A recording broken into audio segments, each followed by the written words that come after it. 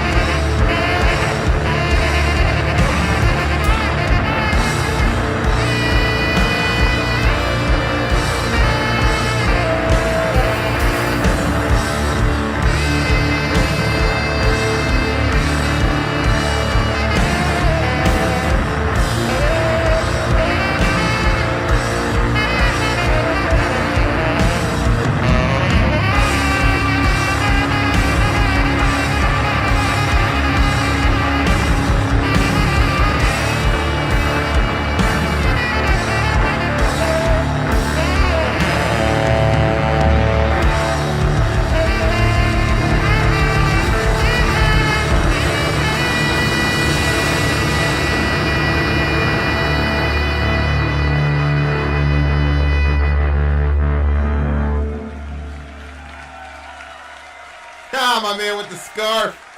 Looking fabulous. Then you got the Ian dude from Anthrax in there. They got a bunch of people in that. Holy That's schmaloli. incredible. Damn, dear listener. That was unbelievable. Babe, imagine we would have had, remember those all out in worship nights? Yeah. We would have had something like this. Yeah. Oh, man. Yeah, if we would have had somebody with that kind of freaking talent, holy smokes. Or just this song. Because I don't think there was a lot of talent in this song. Wait, you don't think there was a lot of talent in this song? Or... No, there was a lot of talent in this song. It's not like we would just need one person with this talent. There's just lots of people in this song that had talent. You could have got those vocals. Neil, birthday boy, jump on, bitch. Wow. That was crazy. What Beautiful. a freaking Absolutely song. beautiful. We're actually going to have a birthday treat. Birthday boy's going to jump on and do this freaking review with us. Yes. Yay for us. All those women are pregnant now. I don't know necessarily what that means, but okay. That would explain your illness. But then you'd have to like go back to the future or whatever. Here he is. But who knows? There's a whole bunch of shit I apparently don't know about you, ladies. So who knows? Guest is in the green. There it is. It's time to party. Neil is here. White as ever. Holy shit. What's up, bitch? Don't let him make you feel uncomfortable, Neil.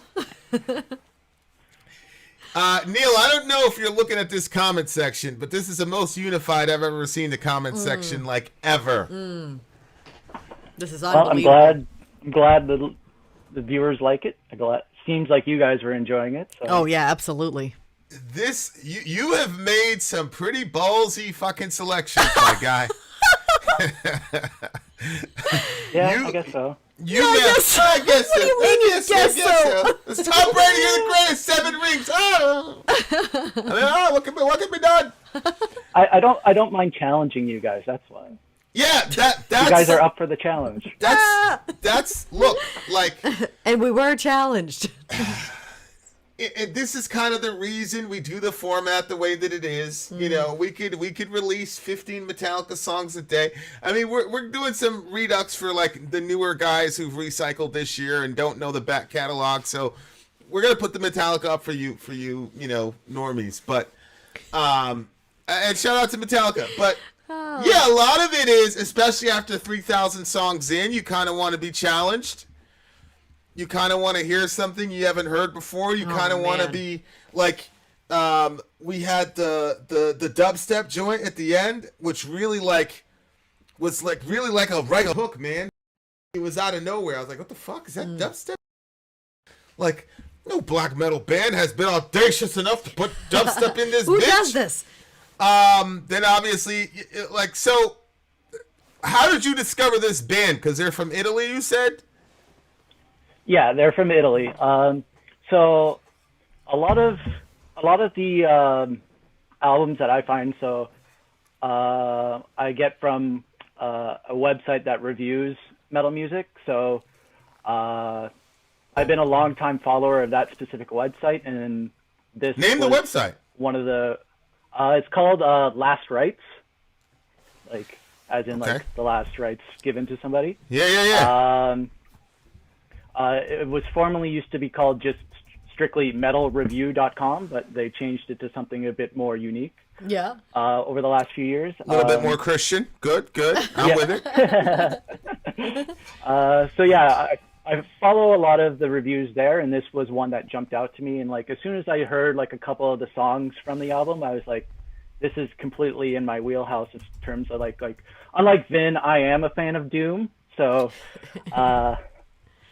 it's a style of music that I kind of gravitate to. Like I think like out of a lot of the songs that I've reacted with you, I think a lot of them have been Doom songs. Like we've done Yob together, Subrosa together. So I feel like I've shown you a few Doom songs, and you've liked those at least. So wait. I'm Go starting back. to grow on you like a barnacle.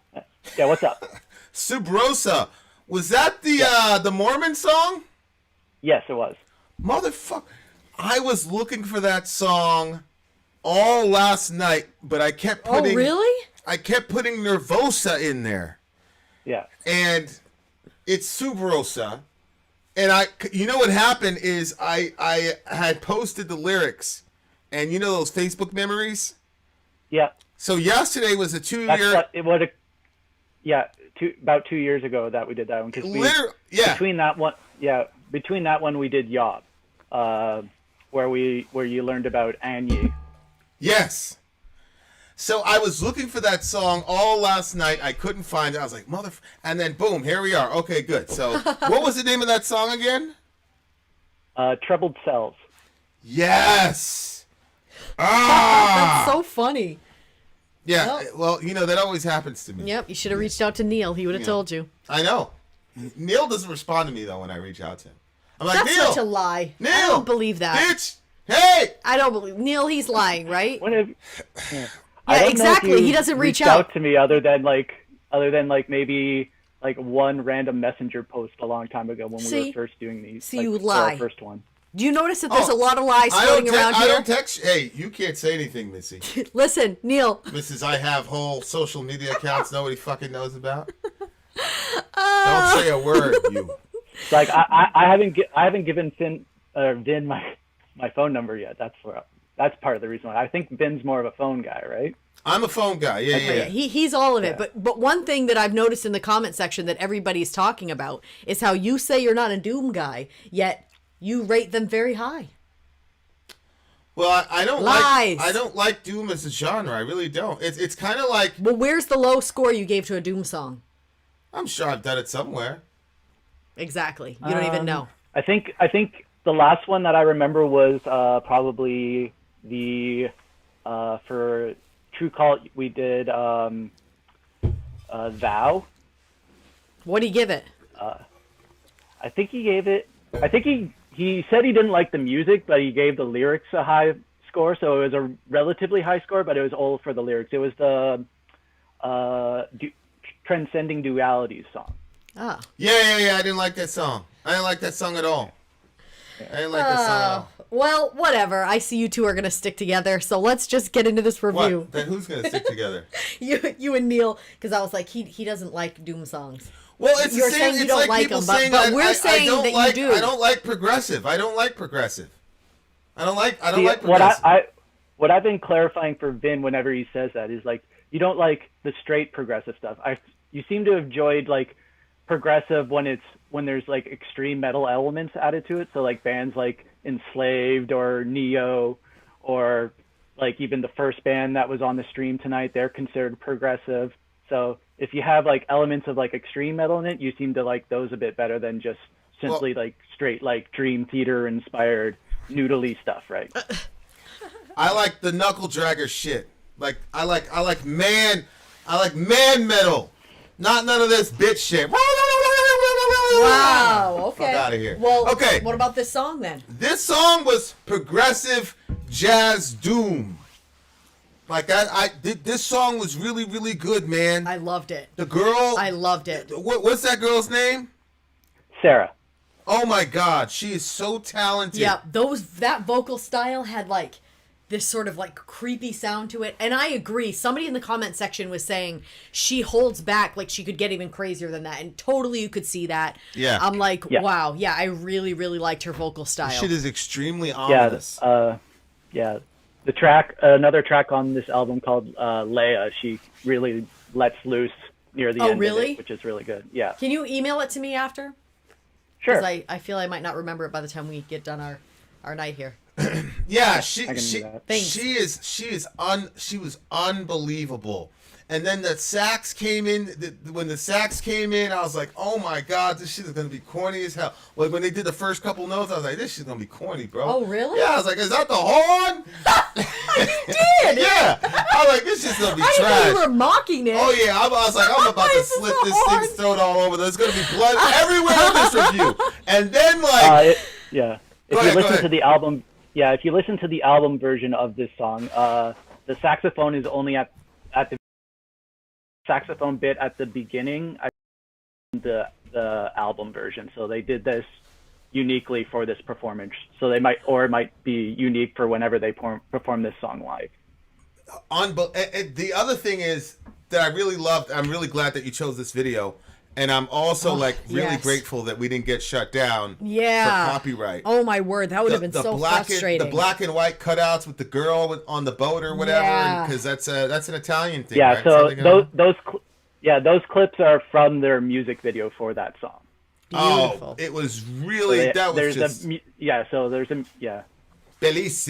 That's how you say it. Sure, I guess. Y'all didn't know your brother was multi-talented, huh? Yeah, man. I just everything. The guitars were reserved. The guitar work was reserved. Well, there was one part though. And Neil, you pointed it out. You said you wish that they kind of featured the guitar at that part. Yeah, the cameras don't really the cameras don't really show what the guitarist is doing during like that instrumental section. Like once things sort of pick up and you start getting like the rise in action in the song. Yeah. Yeah. Oh my God, I love this song. What did you think the song was about lyrically? Let me get some lyrics up there. Well, do you look at lyrics a lot? Is that a thing for you or what?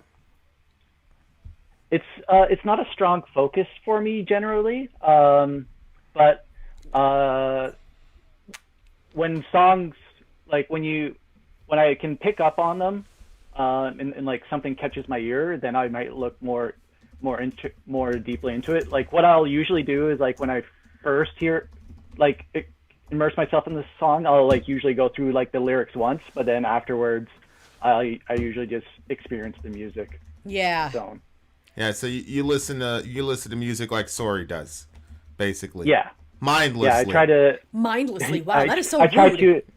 I try to experience it before like understanding it. Yeah, exactly. We want to experience it in our soul.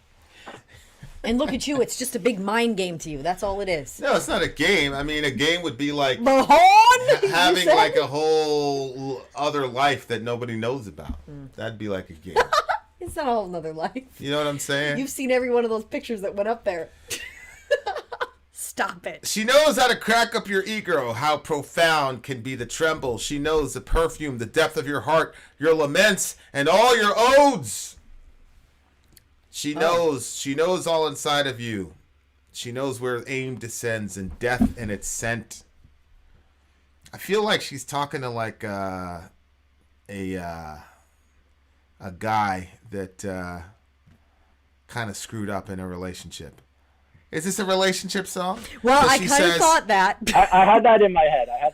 So did I. She says your laments and all your odes. So the ode would be like a romantic little poem, but then the laments would be, I'm sorry, baby. I'm sorry. Which obviously we know it's dudes not have the to same do that thing as saying girls I never apologize. You notice that?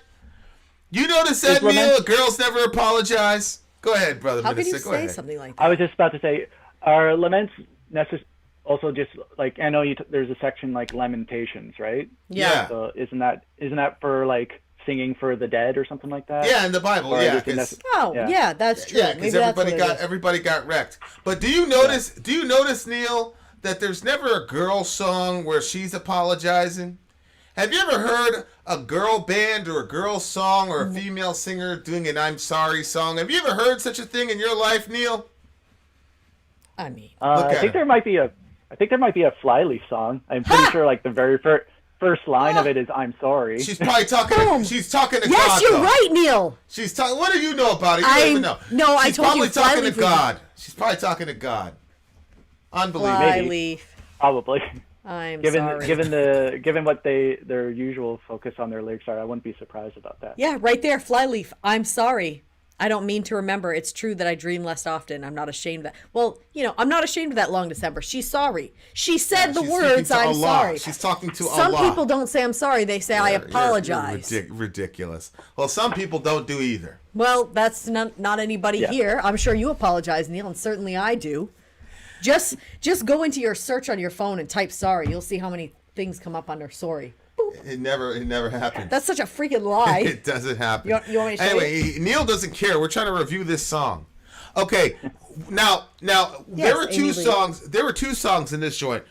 What did you like better, the first song or Tulsi? Oh, geez, So, I can tell you where the transition between the two songs are. The transition is literally from when it goes like right when like the guitar soloing starts, like right when it picks up. Oh yeah. But like it's like the two songs are meant to be played together. They're like if I were to just play you She Knows, you'd be like, why did it stop there? It'd be like a total like you'd be totally blue balled from it. So because you know something was about to happen and then it gets cut off. Okay. This motherfucker's just going for the goal. Just sitting there like, motherfucker. Nailed it. She's probably trying to stoke more So conflict. it's meant to be listened together. So that's definitely why I picked this version, so that you get both of them together and you don't get the dissatisfaction. Yeah. I think you need to listen to both for them to work at their best. Like if you were to just listen to Tulsi, you'd like it's strong just on its own. You would think it's weird this beginning of it because it sounds like it'd be just coming out of nowhere. Mm-hmm. But there's a lot more variation. You get like all the crazy instrumentation. You get sort of like the black metal blast beats with like the screaming in the background. Yeah. And then like the guitar soloing and the sax solo and like sort of the wind down while She Knows just the sax kind of bookended the first song and then the end of the last song, right? So it's kind of like right, yeah. It would kind of because I'm like, oh yeah, there's the sax just like at the beginning, but then I was like, wait a second, we would just be hearing that as the Oh my goodness. You know what I'm saying? Yeah. The second song, which would have been cool. It would have been like, holy shit, there's a sax at the end, but it wouldn't have been as powerful. No. What do I you agree. think? I totally agree. I think agree you with needed that. them both together. And honestly, I don't even feel it didn't feel like two songs either. Like sometimes we've listened to two songs and it kind of like dips off and it feels like something else just started. This one just melded together so well. Have you listened to the full album? Is the whole album just like this perfectly like melded together thing? To a degree, there's like the first two tracks sort of do the same thing too, because the first track is like a instrumental. It's sort of like an introduction into the album. After that, other than like this section here, the songs are sort of like individualized. Like they kind of have like their own separate spaces for them, but like you still get a decent variety. Like I'd say these two songs together, you get like the most like breadth of a variety the band shows, at least on this album. The other stuff sort of stays more specific into like a kind of like a doomy, like interesting guitar sounds. Like the guitar work is what I've always found really interesting with this band, is like it's not just your typical doom riffs. They have a bit of like a different style to them. This is the best way I can do it. And then Sarah's vocal performance also puts this band over for me. Like so I kind of lump this band and Green Druid, which you did with Zonia a little while ago for her birthday. They're sort of like two bands like in like the doom sphere that are doing something unique in the genre that I think are kind of is something to look forward to if you're a fan of doom. One thing I noticed about her... if that's the future of doom, then you like it? You're a fan? Well, Green Druid were a very, very unique band. You have to admit. Yeah. Green Druid and these guys, all the other doom people, did they sound like them? Were they even close to this band? Hey, that sounds a little aggressive. I'm just asking the question. I don't want to answer that question. I want to ask Neil a question. Neil, I don't know how it is on her other song, but I felt like, okay, so like when I'm practicing my song, well, the song that Vinny wrote, I feel like that it's not like I'm trying to make sure that I hit everything that I need to hit. This girl, it looked like it was so natural to her. It was like she was talking. Like there was no struggle at all. It was just like, this is me. I'm this amazing. I just was like blown out of the water of how easily she just owned it. Is she like that on all of her songs? Even the one that you said where she goes... Yeah. You said Leah, I think, or something? There's definitely Sarah. No, you said the name. What was the name song of the song? name? Yeah, Yeah, Leah. Leah. Leah. Yeah. In that one, does it look like she's struggling at all, or does it still look like she owns it? I don't know if I've seen a live version of that song yet. I'm pretty sure there's versions of it out there. But like in terms of just like, I'd say probably very, very similar. Like it doesn't look, it's the way it's portrayed from what I've seen, like for the music video I've seen for it, it doesn't look too difficult for her to do what she does. Absolutely beautiful. Yeah. Her stage presence was unbelievable. Because it was very subtle. But strong. But yeah, it was just a very, very spooky freaking... The whole thing was very spooky and foreboding and very anxiety-inducing to a degree.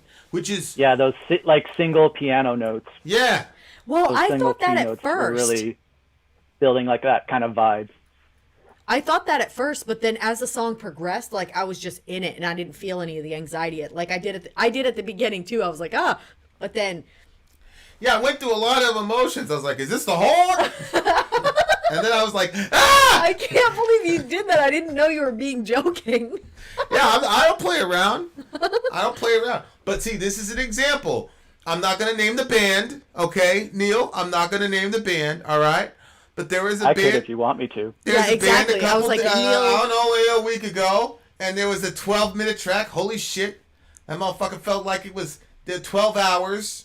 And then they started getting all noodly and dumb in the middle. And so I went, and all their fans are like, listen, man, you got to understand the intricacies of the flux capacitor of the basically, if you hyperbolic don't agree with that, understanding of the you're done. generational blah, blah, blah, blah, blah. You're Like, dumb. if you have to fucking explain it to me, it's not music, man. I'm sorry. Yeah, I was watching this thing, like, they took these people from Afghanistan, made them listen to Mozart for the first time, and they're like, mashallah, da-da-da-da-da. Oh, really? It's like, yeah, nobody explained Mozart to these people. Right.